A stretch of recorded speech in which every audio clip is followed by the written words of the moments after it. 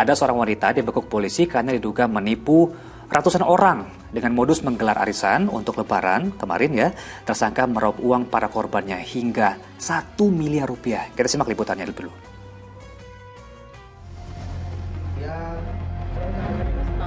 Tertangkapnya wanita bernama Tamiati alias Mia ini mengungkap dugaan aksi penipuan yang berkedok arisan lebaran.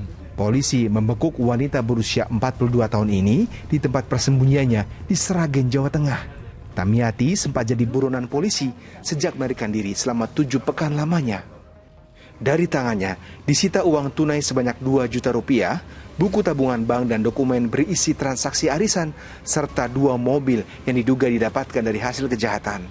Setelah ditangkap, tersangka sempat mengungkapkan penyesalannya. Sebenarnya saya tidak mau seperti ini.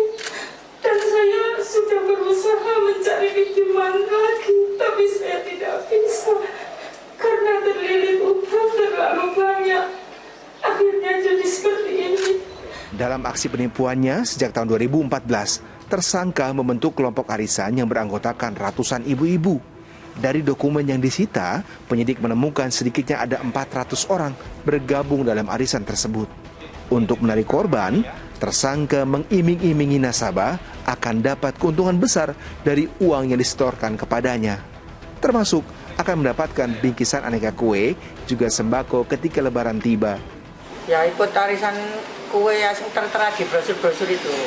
Lalu sama tabungan banyak tabungannya. Kemudian uang anggota itu yang dibawa lari oleh Mia ini berapa nilainya? 173 juta.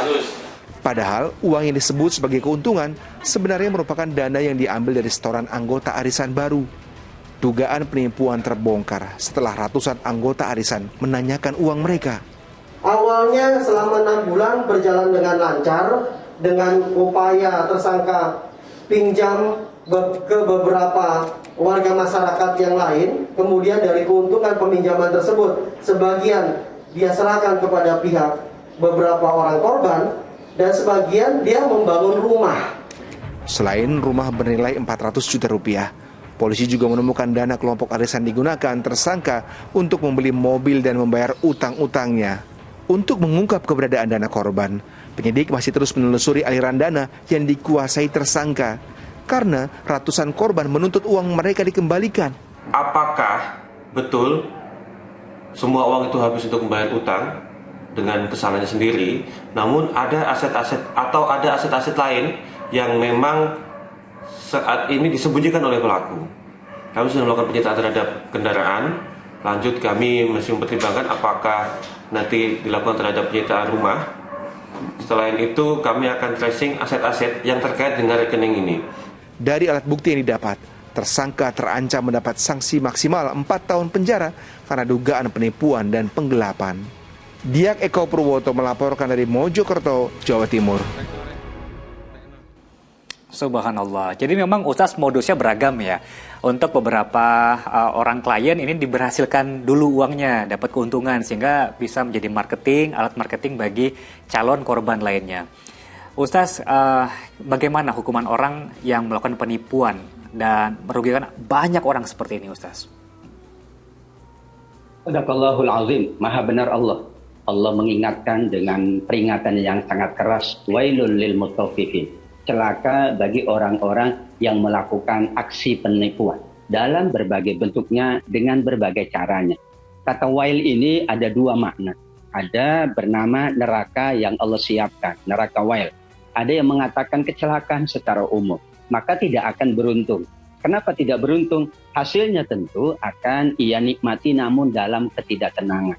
Buktinya, tadi ya penipu itu juga menangis, menyesali. Itu menunjukkan bahwa dia sesungguhnya memang melakukan perbuatan yang tidak membahagiakan dirinya, apalagi membahagiakan orang lain.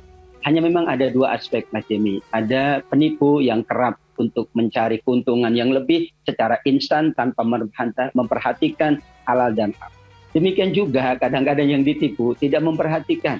Ia ingin tergiur dengan dengan keuntungan ya tanpa usaha yang maksimal, maka ia pun terbawa pada penipuan-penipuan tersebut. Kedua-duanya tentu ya penipu jelas layak mendapatkan hukuman yang besar, dan yang ditipu tentu berhati-hati kembali. Jangan sampai tergiur dengan berbagai macam hal-hal yang ditayangkan, disampaikan, meskipun tentu kita tetap menginginkan bahwa keberkahan itu ada pada harta kita. Imam Ghazali sampai mengingatkan, manusia yang menginginkan melimpahnya harta, tapi dengan cara yang tidak halal, lama-lama dia akan candu dan terbawalah dia dalam kemungkaran yang besar. Wallahu a'lam. Metode penipuannya beragam, Ustaz. Ada yang investasi bodong atau ada juga arisan seperti ini. Kalau investasikan para pelanggan, calon korbannya akan dijanjikan keuntungan yang berlipat. Tapi kalau metodenya adalah arisan, sistem menabung yang tanpa ada bunga, apakah itu diperbolehkan, Ustaz, di dalam Islam? Ya, arisan dibolehkan karena itu kan konsepnya ta'awun. Ta'awun itu saling menolong. Disepakati apa saja, ya, nominalnya disepakati. Kemudian untuk apa? Ia menanamkan dananya tadi. Misalnya untuk kebutuhan rumah tangga, alat-alat rumah tangga, misalnya silakan saja. Karena di situ tidak ada riba. Masing-masing akan mendapatkan sesuai dengan waktunya. Diundi secara kebersamaan dan kesepakatan. Dan tidak ada penipuan di situ. Yang masalah kan kalau terjadi penipuan. Dengan alasan untuk kebutuhan tertentu, padahal ya ia tipu untuk kebutuhan yang lain. Kebutuhan individunya, kebutuhan orang tersebut. Nah, di arisan tidak ada masalah karena itu adalah salah satu bentuk dari ta'awun di antara kita untuk kita memenuhi salah satu dari kebutuhan yang disepakati oleh seluruh anggota arisan tersebut. Mungkin istilahnya menabung seperti Ustaz bilang tadi ya, yang insya Allah hartanya bersih. Tadi Ustaz bilang celakalah bagi kita yang hartanya tercampur begitu Ustaz, antara bersih dan juga ada yang kotor. Kalau sudah terlanjur seperti itu, apakah ada cara bagaimana cara kita membersihkan harta ini, Ustaz?